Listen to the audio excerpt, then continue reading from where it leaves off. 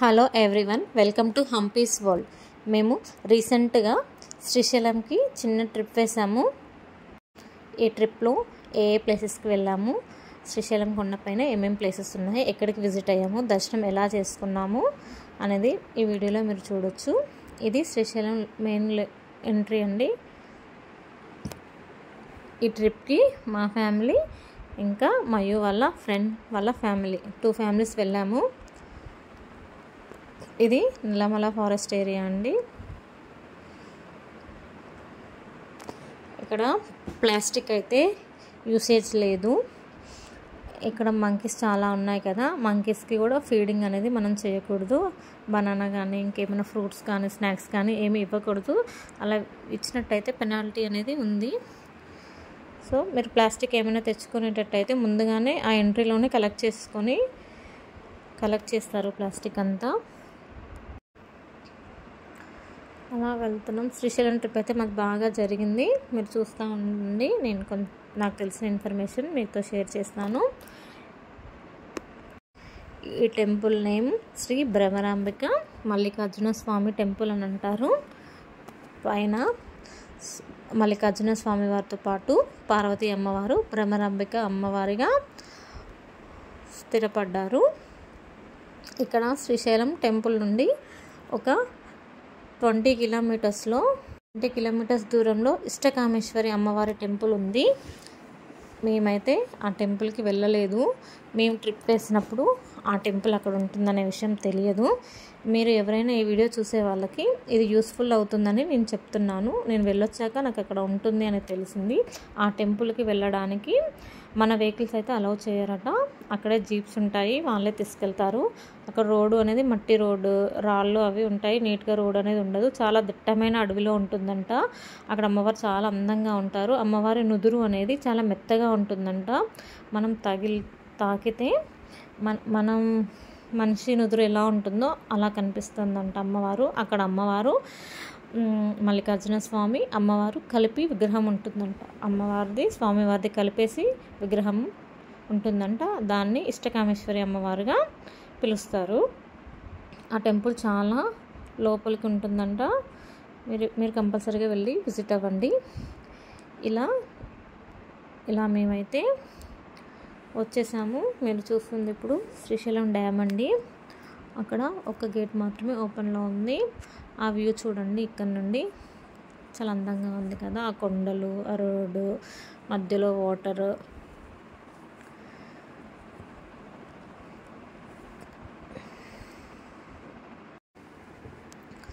అలా ఇది చూసుకొని డ్యామ్ చూసుకొని మధ్యలో డ్యామ్ పైన కూడా ఫొటోస్ దిగేసి వెళ్ళాము. ఇక్కడ బ్రిడ్జ్ లాగా కనిపిస్తుంది కదా, ఇక్కడ నుండి మేము వెళ్ళినప్పుడు వినాయక చవితి నడుస్తుంది కదా, ఇక్కడ నుండి నిమజ్జనాలు అనేది జరుగుతున్నాయి. స్వామి వినాయకుడిని తీసుకొచ్చి ఇక్కడ నిమజ్జనం చేసి వెళ్తున్నారు. ఇలా పై వ్యూ అండి డ్యామ్, శ్రీశైలం డ్యామ్ యొక్క పై వ్యూ. మేము ఇంకా శ్రీశైలం పైకి చేరుకున్నాము. ఇక్కడ రూమ్స్ అనేది ఆల్రెడీ మేము బుక్ చేసుకున్నాము. ఈ రూమ్ బుకింగ్స్ ఎలాగను అంటే వీళ్ళకి అఫిషియల్ వెబ్సైట్ ఉంటుంది. మేము బుక్ చేసుకున్న రూమ్ క్లియర్గా చూపిస్తున్నాను చూడండి. అఫిషియల్ వెబ్సైట్ ఉంటుంది, లేదా గూగుల్లోకి వెళ్ళి శ్రీశైలం రూమ్స్ అని సెర్చ్ చేసి అయినా బుక్ చేసుకోవచ్చు. రూమ్స్ కంపల్సరీగా ముందుగానే బుక్ చేసుకోవాలి. మేమైతే 1 వీక్ ప్రయర్గా బుక్ చేసుకున్నాము. బుకింగ్ లేకుండా వెళ్తే మాత్రం అక్కడ రూమ్స్ చాలా కష్టం అండి దొరకడం. ఎందుకంటే నేను చూసినంత వరకు ఎక్కడైనా రూమ్స్ అని ఫుల్ అనేసి ఉన్నాయి. బుకింగ్ ఉన్న వాళ్ళకి మాత్రమే రూమ్స్ అలాట్ చేస్తున్నారు. లేదంటే కష్టమైతే పిల్లలతో ఎవరైనా వచ్చే వాళ్ళు ఉంటే మాత్రం కంపల్సరీగా రూమ్ అనేది బుక్ చేసుకోండి. మేమైతే ఏసీ రూమ్ అనేది 1 వీక్ ముందే బుక్ చేసాము. రూమ్స్ అనేవి నీట్గా ఉంది. మేము బుక్ చేసుకున్న భవనం ఆనంద భవనం అని ఉంది. ఇది కొత్తగా కన్స్ట్రక్ట్ చేసిన బిల్డింగ్ అంట. రూమ్స్ అనేవి చాలా నీట్గా ఉన్నాయి. రూమ్స్ నుండి వ్యూ కూడా చాలా బాగుంది. మార్నింగ్ వ్యూ చాలా కొండలన్నీ కనిపిస్తున్నాయి, చాలా బాగుంది. రూమ్స్లో మనకి సీటింగ్ కోసం సోఫా సెట్ ఉంది, 2 చైర్స్ ఎక్స్ట్రా ఉన్నాయి, దివానా సెట్ ఉంది, ఇంకా బెడ్, వాష్రూమ్స్ అనేవి కూడా చాలా నీట్గా ఉన్నాయి. ఒక 4 ఫ్యామిలీస్ వచ్చినా కూడా సరిపోతుందండి. కంబైన్ ఫ్యామిలీస్ ఎవరైనా కూడా నీట్గా సరిపోతుంది. ఇది మేము 2 ఫ్యామిలీస్ కదా, మాకైతే ప్లెంటీగా సరిపోయింది. ఇలా రూమ్ కూడా క్లియర్గా చూపిస్తున్నాను చూడండి. ఈ రూమ్ కాస్ట్ వచ్చేసి ఏసీ దానికి 2000, నాన్ ఏసీకి 1500. ఏసీ తీసుకున్నాం కానీ వెదర్ బయట చాలా కూల్గా ఉంది. మేము నార్మల్ ఫ్యాన్ వేసుకున్నా బాగా చలిగా ఉంది. మీరు వెదర్ని బట్టి కూడా మీ రూమ్స్ అనేది చూసుకోవచ్చు. మీకు ఏసీ కావాలంటే ఏసీ ఇస్తారు, నాన్ ఏసీ కావాలి అన్నా ఇవే రూమ్స్ వితౌట్ ఏసీ రిమోట్ అనేది ఇస్తారు. ఇంకా మేము వచ్చేసి ఫ్రెష్ అప్ అయ్యి దర్శనానికి అయితే రెడీ అయ్యాము. మేము ఈవినింగ్ టైం దర్శనం చేసుకున్నాము. దర్శనం అనేది 8:30కి దర్శనం ఎంట్రీ గేట్ అనేది క్లోజ్ చేస్తారండి. ఇక మేమే ఫైనల్గా ఉన్నాము దర్శనానికి. మేమే ఉన్నాము కాబట్టి చాలా నిదానంగా ప్రశాంతంగా దర్శనం చేసుకున్నాము. మల్లికార్జున స్వామి వారిని కానీ భ్రమరాంబిక అమ్మవారిని కానీ చాలా దగ్గర నుండి దర్శించుకున్నామండి. ఇంకా గుళ్ళో ఆల్మోస్ట్ అది క్లోజింగ్ టైం కాబట్టి ఎవరు ఎక్కువగా జనాలు లేరు. సో నిదానంగా మనల్ని ఫోర్స్ చేసే వాళ్ళు ఎవరు వెళ్ళండి అని అనేవాళ్ళు ఎవరు ఉండరు కాబట్టి నిదానంగా అమ్మవారిని స్వామివారిని దర్శనం చేసుకున్నాము. అక్కడే కుమారస్వామి ఆలయం కూడా ఉంది, అది కూడా దర్శనం చేసుకున్నామండి. స్పర్శ దర్శనం అనేది కూడా ఉంటుంది. దానికి టైమింగ్స్ ఉంటాయండి, మార్నింగ్ ఈవినింగ్ ఉంటుంది. దానికి స్పెషల్గా టికెట్స్ అనేది బుక్ చేసుకోవాలి కంపల్సరీగా. స్పర్శ దర్శనం అంటే ఏంటంటే మన చేయితో స్పర్శించి స్వామివారిని దర్శనం చేసుకోవచ్చట. అది తెలియదు. మేము నార్మల్గా ఫ్రీ దర్శనానికి వెళ్ళిపోయాము. రెడీ అయ్యేసి దర్శనానికి అయితే వెళ్ళాము. మొబైల్స్ అవి ఏమీ అలా ఉండదు కాబట్టి మొబైల్స్ అన్నీ కార్లోనే పెట్టేసి మేము అలా బై వాక్లోనే వెళ్ళాము. దర్శనం అయితే చాలా చాలా బాగా జరిగింది. చాలాసేపు ఉన్నామండి టెంపుల్లో. 8:30 క్లోజింగ్ కదా, బయటకు 11:30కి అలా బయటకు వచ్చాము. అంతసేపు లోపలే ఉన్నాము. క్లోజింగ్ అనేది భక్తులందరూ వెళ్ళిపోయిన తర్వాత టెంపుల్ అనేది క్లోజ్ చేస్తారు. ఇక దర్శనం అయ్యి రూమ్కి వచ్చేసాము. ఫ్రెష్ అప్ అయ్యి ఇంకా పడుకున్నారండి. మా పిల్లలు షాపింగ్ అది చేశారు, బాగా ఎంజాయ్ చేశారు. రాగానే ఫ్రెష్ అప్ అయ్యి డ్రెస్ మార్చుకొని ఇక్కడ పక్కనే అన్నదానం అనేది కూడా ఉంటుందండి. పక్కనే ఆనంద భవనంలోనే అన్నదానం ఉంటుంది. అది 11:30 వరకు ఉంటుందంట. మీరు ఏ టైంలోకి వెళ్ళినా పెడతారు. 11:30 వరకు ఏ టైంలోకి వెళ్ళినా మీరు అక్కడ ఫ్రీగా తినేయచ్చు. వేడివేడిగా సర్వ్ చేస్తారు. చాలా టేస్టీగా ఉంటుంది ఫుడ్ కూడా అంతా. తెల్లారి మార్నింగ్ లేవగానే మేము ఇలా లగేజ్ అంతా ప్యాక్ చేసేసుకొని ఇంకా వేరే ప్లేసెస్ చూడడానికి వెళ్తున్నాము. ఇలా రూమ్ అనేది వెకేట్ చేస్తున్నామండి.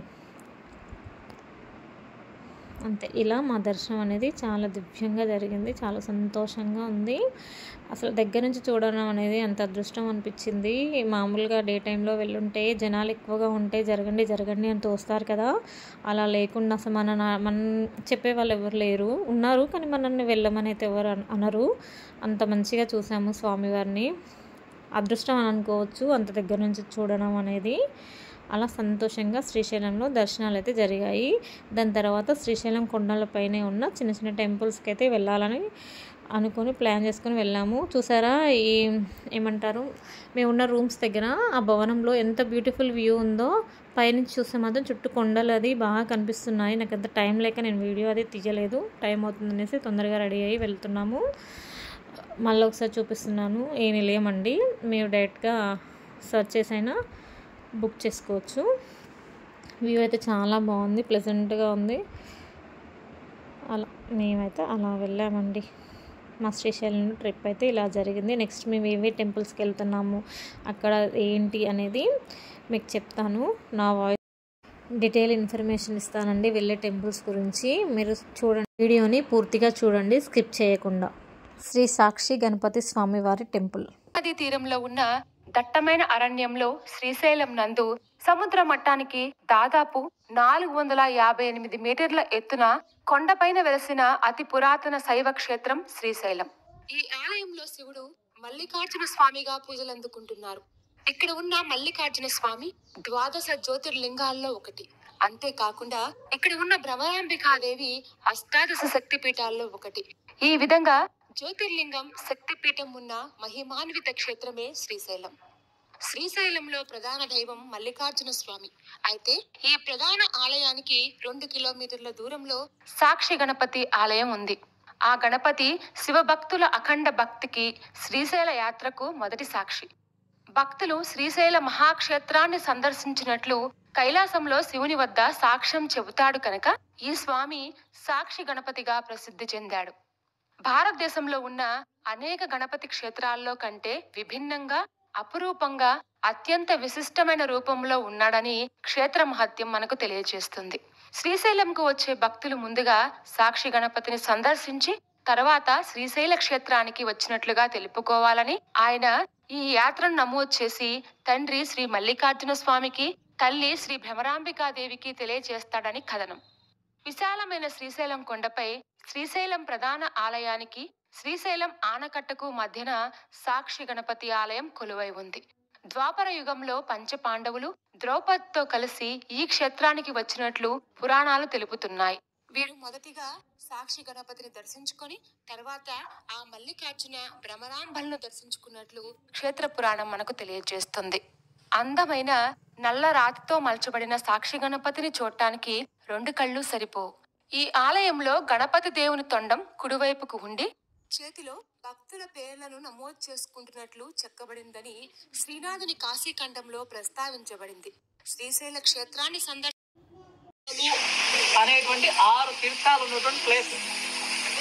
ఇటువంటి తీర్థాలు ఈ శ్రీశైలం అనే కొండ పైన అన్లిమిటెడ్ గా ఉన్నాయట. తీర్థాలు అన్ని కలిపి అన్లిమిటెడ్ ఉన్న తీర్థాలన్నీ గ్యాదర్ చేస్తే కొండలాగే. కొండ మన సంస్కృతంలో శైలము అని అంటాం. ఆ శైలము ఎన్నో తీర్థాలు ఉన్నాయి కదా. ఈ తీర్థాలన్నీ కూడా ఏం చేస్తాయి, మనల్ని పవిత్రం చేస్తాయి, అంటే మనకు శుభాలను ఇస్తాయి, అంతేనా? అందుకోసము ఈ కొండకి ఏం పేరు పెట్టాలని పెద్దలు ఆలోచన చేసి శ్రీ అని పేరు పెట్టారట. శ్రీ అంటే లక్ష్మీనే కాకుండా శుభాలు అని కూడా వస్తుంది, పవిత్రత అని కూడా వస్తుంది. అందుకోసం ఈ కొండ పేరు శ్రీశైలం. ఊరు పేరు అయితే కాదు, శ్రీశైలం. ఈ కొండ మీద అన్లిమిటెడ్ గా తీర్థాలు ఉన్నాయి కాబట్టి ఈ కొండనే తీర్థాల నిధి. ఇటువంటి తీర్థాలు ఎన్ని ఉన్నాయో లెక్కలేవు, తెలియదు, చాలా ఎక్కువ ఉన్నాయి. అయితే అట్లా అన్లిమిటెడ్ ఉన్న తీర్థాలన్నిటి గురించి కూడా మనకు వ్యాస భగవానుడు 18 పురాణాల్లో స్కంద పురాణము, పద్మ పురాణం అనే పురాణాలు రాశాడట. అయితే ఆయన అప్పటికి ద్వాపరయుగం మనిషి, మనం ఇప్పుడు కలియుగంలో ఉన్నాం. అంటే అంతఃపురం నుంచి ఎప్పటి నుంచో ఉంటేనే కదా రాసింది ఆయన. ఇవి ఎన్నో యుగాల నుంచి వస్తున్నాయి.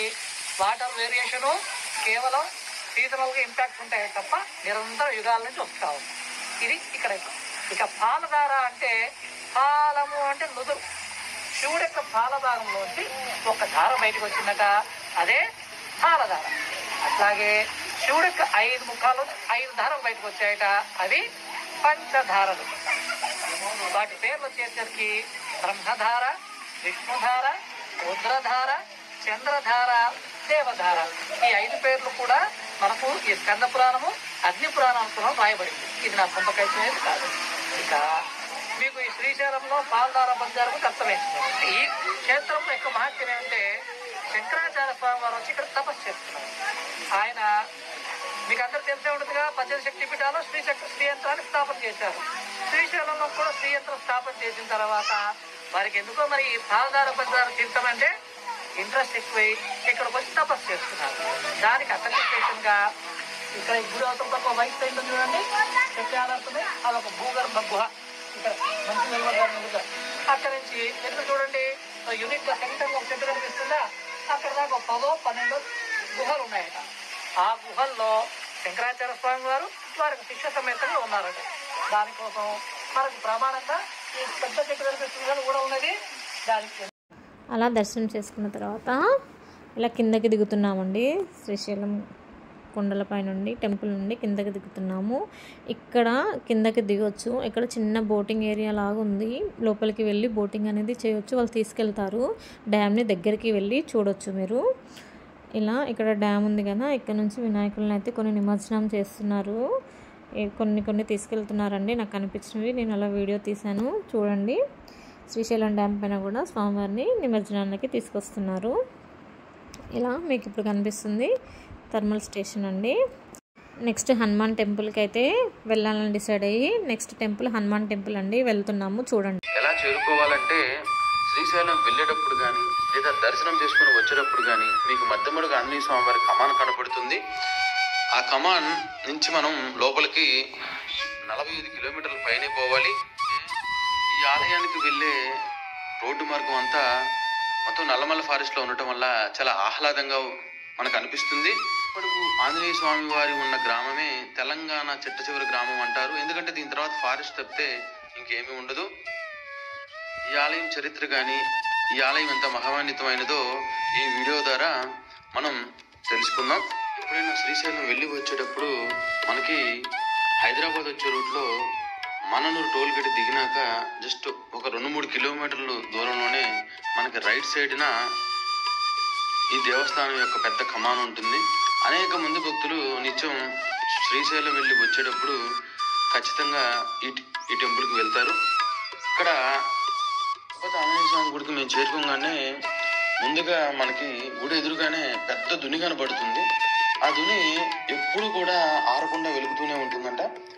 ఆ దుని అంటే మనం వర్షాకాలంలో కూడా ఎట్టి పరిస్థితుల్లోనూ ఆరిపోదట. ఇదే స్వామివారి మహత్యం అని తెలియజేయడానికి ఈ దుని మనకు ఒక ఉదాహరణ. వెలుగుతున్న దాని పక్కనే ఆంజనేయ స్వామి గదలు కూడాను చిన్న సైజులో పెద్ద సైజులో చాలానే పెట్టి ఉంచారు. ఆ గదలతోటి భక్తులందరూ కూడాను అవి తీసుకొని ఫోటోలు తీసుకుంటున్నారు. అది చాలా ఆనందంగా అనిపించింది. స్వామివారి స్థల పురాణ విషయానికి వస్తే పూర్వం 2 వ్యక్తులు ఇక్కడ ఉండేవాళ్ళు. అంటే వాళ్ళు బట్టలు ఉతుక్కుంటూ ఉండేవారు. వారు బట్టలు పిండి పక్కనే ఉన్న బండ మీద వేసేవాళ్ళు. అలా ఆ బండ మీద వేసినప్పుడల్లా వాళ్ళకి కాలు నొప్పులు కానీ వేరే రకమైన ఇబ్బందులు చాలా వస్తుండేవి. అలా వాళ్ళ తప్పు తెలుసుకొని ఈ బండ ఏమిటా అని చెప్పి ఆలోచించగా దాన్ని పరిశీలనగా చూస్తే ఆంజనేయ స్వామి వారి ముఖం ఆ బండరాయి మీద కనపడటం జరిగింది. అప్పుడు వెంటనే ఆ రాయిని నిలబెట్టి దీపారాజన చేసి వారు తోచిన పూజలు చేయసాగారు. వెంటనే వాళ్ళ కాలు నొప్పులు ఇవన్నీ కూడాను మాయమైనాయి. ఆ 2 భక్తులు స్వామివారికి నిత్యం పూజలు చేయడం స్టార్ట్ చేశారు. అలాగే వాళ్ళు ఎన్నిసార్లు కూడాను పైకప్పు కోసం గోడలు కట్టినా ప్రతిసారి ఆ గోడలు పైకప్పు కూలిపోతూనే ఉండాయి. కానీ స్వామివారి విగ్రహానికి మాత్రం ఏమీ కాదు. అదే స్వామివారి యొక్క మహత్యం. ఈ రకంగా స్వామివారి స్థల పురాణం ఉంది. ఇంకో స్థల పురాణం విషయానికి వస్తే స్వామివారు చెట్టు తొర్రలో నుంచి ఉద్భవించి నైరుతి దిక్కుగా కొంచెం వంగినట్లు ఉండే స్వామి విగ్రహాన్ని నిటారుగా నిలబెట్టాలని ఎంత ప్రయత్నం చేసినా కుదరలేదు. ఇప్పటికీ విగ్రహం మీరు జాగ్రత్త గమనించినట్టయితే కొంచెం ఒరిగినట్టే ఉంటుంది. పక్కనే ఉన్న మైసమ్మ తల్లి టెంపుల్ ఇది. ఇక్కడ యాటలు, కోళ్ళు, మేకలు అన్నీ కోస్తారు. ఇక్కడ పండగ చాలా ఘనంగా చేస్తారండి. ఇక్కడికి వచ్చిన వాళ్ళు రూమ్స్ ఉంటాయి, రూమ్స్ తీసుకొని కోసుకొని ఇక్కడే తినేసి వెళ్తారు. మొక్కులు ఏమైనా ఉంటే ఇక్కడ మైసమ్మ తల్లి దగ్గర తీర్చుకుంటారు. ఆంజనేయ స్వామి టెంపుల్కి వెళ్ళేటప్పుడు నాన్ వెజ్ అది తినరు. అక్కడ దర్శనం చేసుకొని వచ్చిన తర్వాత మాత్రమే అమ్మవారి దగ్గర నాన్ వెజ్ అది చేస్తారండి. అమ్మవారు చూడండి అలంకరణ ఎంత అందంగా చేశారో. అమ్మవారు చాలా అందంగా కనిపిస్తున్నారు కదా. అలా ఇక్కడ దర్శనం అనేది అయిపోయిందండి. ఇది నల్లమల్ల అడవి ప్రాంతంలో ఉన్న ప్రముఖ పుణ్యక్షేత్రం. ఇక్కడ శివుడు పార్వతీదేవితో కొలువు తీరిన ప్రాంతంగా ఇది ప్రఖ్యాతి చెందింది. ఈ దేవాలయం కొండల్లో మిళితమై ఉంటుంది. ఇక్కడ సంవత్సరం అంతా కూడా నీరు కొండల్లో నుండి ఎప్పటికీ సజీవ జలంలో జాలువారుతూనే ఉంటుంది.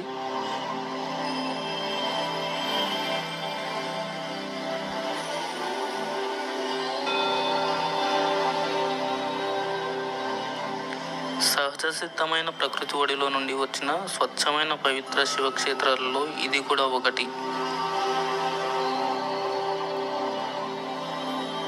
శ్రీశైల ఉత్తర ద్వారంగా బాసిల్లుతున్న ఈ క్షేత్రం హైదరాబాద్ నుంచి శ్రీశైలం వెళ్ళు రహదారిపై ఉంటుంది. ఇది అచ్చంపేటకి 12 కిలోమీటర్ల దూరంలో ఉంటుంది. హైదరాబాద్ నుంచి 140 కిలోమీటర్ల దూరంలో ఉంటుంది.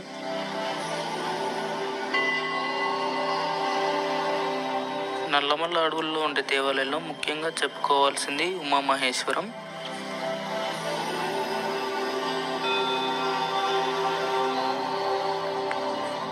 ఇది క్రీస్తు శకం 1232లో కాకతీయులు నిర్మించిన దేవాలయం.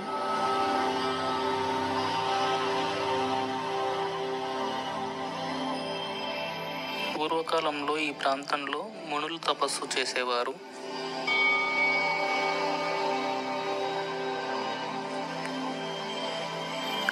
కాకతీయుల కాలం నాటి పాండితారాధ్య చరిత్రలో ఈ క్షేత్రం గురించి వివరించబడింది.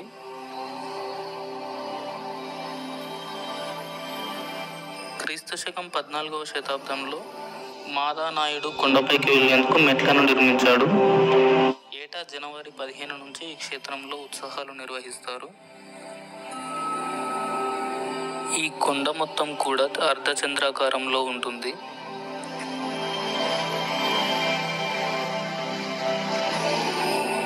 ఇక్కడ పాపనాశం నుంచి నిరంతరం 5 ద్వారాలుగా ఒకే చోట ఏర్పడి నీరు ప్రవహిస్తూ ఉంటుంది.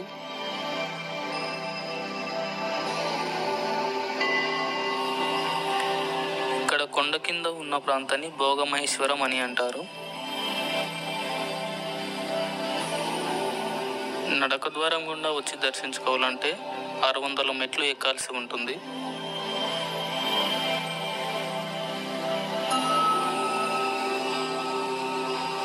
ఇక్కడ ఉమామహేశ్వరుని దర్శించుకునే భక్తులకు పునర్జన్మ ఉండదని భావిస్తుంటారు.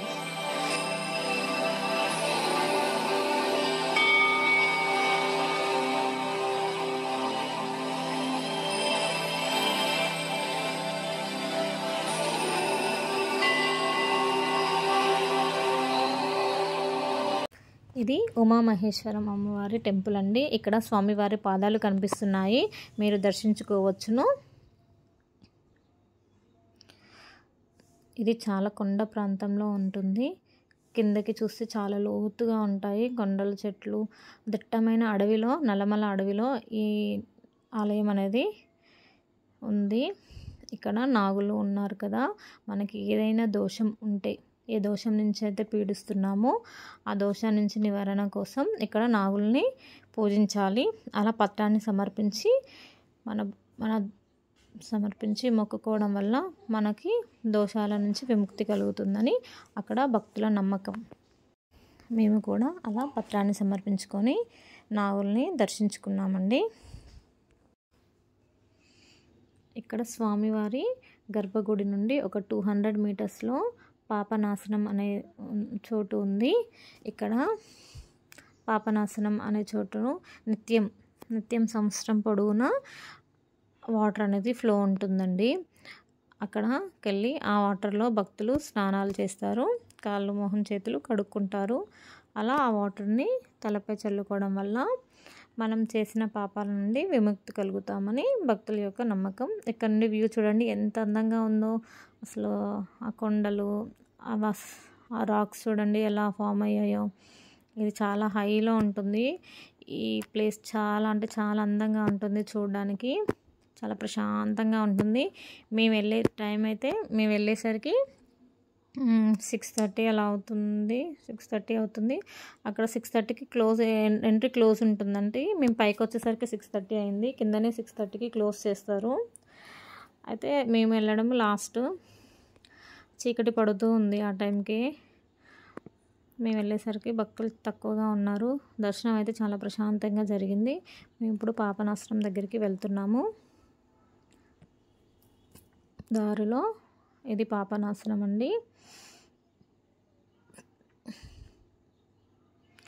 అక్కడ నిత్యం వాటర్ అనేవి సంవత్సరం పొడుగునా వాటర్ ఫ్లో అనేది ఉంటుందంట.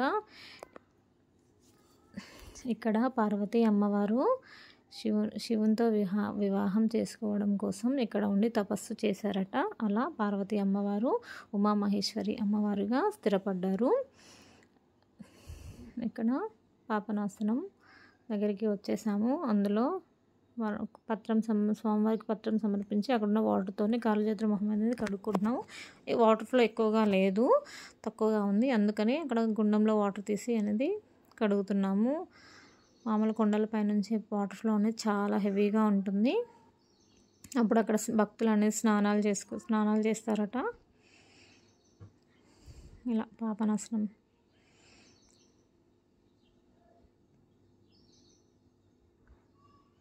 అదే గుండం అండి, మీరు చూసారు కదా. ఇప్పుడు అందులో 1 రూపీ కాయిన్స్ ఉన్నాయి కదా, అందులో వాటర్ జగ్గుతో తీసుకొని కాళ్ళు మొహం చేతులు కడుక్కుంటున్నారు. అలా స్వామివారిని మొక్కుని అక్కడ నుండి రిటర్న్ గర్భగుడి దగ్గరికి వచ్చేసాము. ఇక్కడ స్వామివారితో పాటు అమ్మవారితో పాటు స్వామివారు కూడా ఉంటారు. ఇక్కడ స్వామివారి శివలింగం వచ్చేసి ఒకవైపు వైట్గా ఇంకోవైపు బ్లాక్గా ఉంటుంది. ఇక్కడ అమ్మవారు కూడా చాలా అంటే చాలా అందంగా కనిపిస్తారు. ఇది గర్భగుడి అండి. లోపలికి వెళ్ళి దర్శనం చేసుకున్నాము. వినాయకుడు, ఉమామహేశ్వరి అమ్మవారు, మల్లికార్జున స్వామి, సుబ్రహ్మణ్య స్వామి వీళ్ళు ఉంటారు. వీళ్ళందరి దర్శనాలు చేసుకొని బయటికైతే వచ్చేసాము. మేము వెళ్ళినప్పుడు వినాయక చవితి కదా, సో అక్కడ వినాయకుడి ముందు వినాయకుడిని పెట్టారు. అక్కడ కనిపిస్తున్న అమ్మవారే ఉమామహేశ్వరి అమ్మవారు. అంత క్లియర్గా లేరు, కెమెరాస్ అయితే అలవ్ లేదు. నాకు పాసిబుల్ ఉన్నంత వరకు తీశాను. అలా మా దర్శనం మొత్తం పూర్తయ్యేసరికి అలా చీకటి అయిపోయిందండి. చుట్టూ ఎన్ని మంకీసే, మనం చేతిలో ఏది పట్టుకున్నా అది లాక్కుని వెళ్ళిపోతుంది. అక్కడ మూన్ చూసారా ఎంత బాగుంది. సన్సెట్ అయిపోయి మూన్ అది వచ్చేసింది. ఎంత అందంగా ఉంది. అక్కడ క్లౌడ్స్ కూడా చాలా అంటే చాలా బ్యూటిఫుల్గా ఉన్నాయి. వాటి క్లిప్పింగ్స్ కూడా కొన్ని యాడ్ చేశాను చూడండి. అక్కడ నుంచి వ్యూ చూడడానికి అయితే 2 కళ్ళు సరిపోవు. అంత ప్రశాంతంగా అంత హాయిగా ఉంటుంది. ఆ కొండలు, ఆ గాలి, ఆ చల్లటి గాలి, ఆ వెదరు, అమ్మవారి టెంపుల్, ఆ రాక్స్ అవన్నీ చాలా అందంగా ఉంది. ఇలా మా శ్రీశైలం ట్రిప్ అనేది దీంతో ముగిసింది. ఇలా మేము శ్రీశైలం ట్రిప్ అనేది బాగా ఎంజాయ్ చేసాము. ఒక్క టెంపుల్ని మిస్ చేసాము, అది ఇష్టకామేశ్వరి అమ్మవారి టెంపుల్ అండి. మీరైతే కంపల్సరీగా విజిట్ అవ్వండి, అది మిస్ చేయొద్దు. ఈ వీడియో మీకు ఎంతో ఇన్ఫర్మేటివ్గా ఉంటుందని భావిస్తున్నాను. నా వీడియో మీకు నచ్చినట్లయితే లైక్ చేయండి, షేర్ చేయండి, సబ్స్క్రైబ్ చేసుకోవడం మర్చిపోకండి. పక్కనే ఉన్న బెల్ ఐకాన్ని క్లిక్ చేయండి. Thanks for